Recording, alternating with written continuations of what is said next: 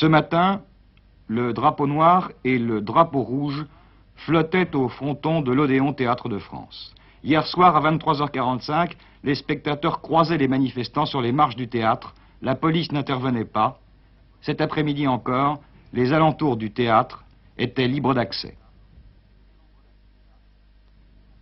À l'intérieur, plus de 3000 manifestants prenaient aussitôt place pour un meeting permanent. Et tandis qu'un membre du mouvement du 22 mars déclarait « La prise de l'Odéon est une mesure d'agitation révolutionnaire », Madeleine Renaud, Jean-Louis Barrault tentaient de calmer les esprits. « Notre théâtre n'est pas un théâtre bourgeois ». Raymond Rouleau, rallié à la cause des manifestants, déclarait « Je pense que d'autres théâtres deviendront des lieux de réunion ». Vers 11h, nous pouvions joindre le comité d'action créé à 6h du matin. Nous sommes dans le bureau de la commission de l'information de l'Odéon, donc qui s'est installé ici, dans les locaux. Je pense qu'il est bon de faire une mise au point. Pourquoi a-t-on pris l'Odéon? Qui a pris l'Odéon? Et que faire maintenant à l'Odéon? Bon, le comité d'action révolutionnaire qui a pris l'Odéon vient de publier un communiqué qui vaut pour toute la presse.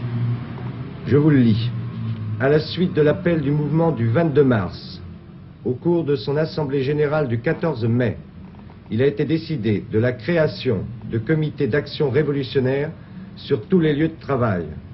Un certain nombre d'artistes, de comédiens, d'étudiants et d'ouvriers ont décidé de fonder un comité d'action révolutionnaire sur les lieux de la culture bourgeoise.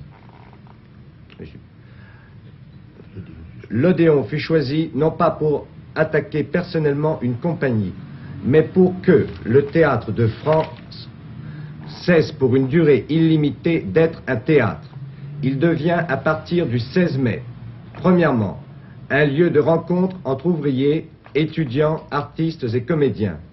Deuxièmement, une permanence révolutionnaire créatrice qui entreprend un travail de réflexion sur notre refus de la diffusion du spectacle marchandise.